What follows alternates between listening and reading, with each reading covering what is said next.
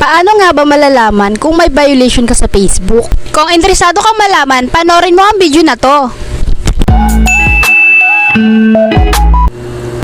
Hi guys! Ngayong video ay ituturo ko sa inyo kung paano nyo nga ba malalaman kung may violation pa kayo sa Facebook.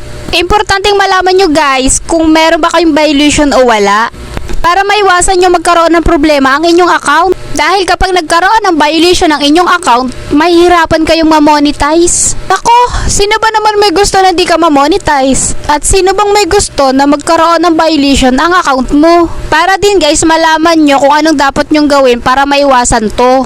Para sa susunod guys, alam nyo na ang dapat nyong iwasan sa pag-upload. Dahil hindi lahat ng ina-upload ay tama. Minsan pa, isa sa mga ina-upload mo nagkakaroon ng violation. Kahit pa maganda ang videos mo, kung may nakitang hindi dyan maganda, pwede pa rin magkaroon niya ng violation. Kahit pa isa sa mga videos mo ay nagkaroon ng maraming views, kung may nakita naman dyan na hindi tama, magkakaroon pa rin niya ng violation. Tulad na lang na nangyari sa akin guys. Nag-post ako, tapos nagkaroon siya ng maraming views.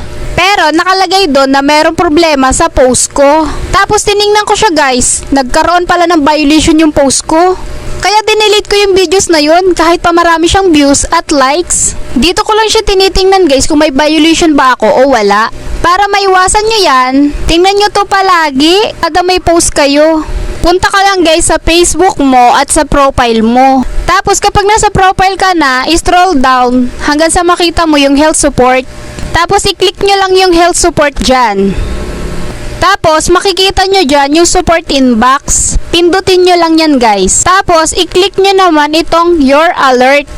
Ayan, dyan nyo makikita kung may violation ba kayo o wala. As you can see guys, wala akong violation. Dahil lagi ko yan tinitingnan kada mag-upload ako. Para malaman ko din kung may mali ba sa post ko or sa mga ina-upload ko.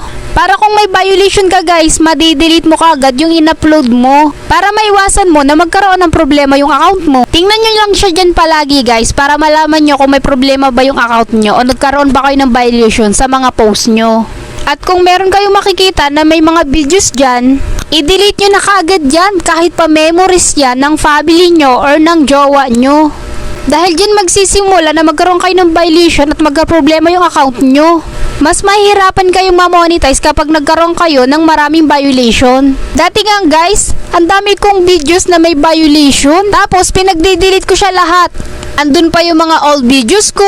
Tapos yung mga greetings ko sa family ko. Halos lahat ng videos ko dinelete ko. Kaya yung ibang mga videos dyan, puro bago na talaga yan lahat. Kaya wala na akong violation ngayon.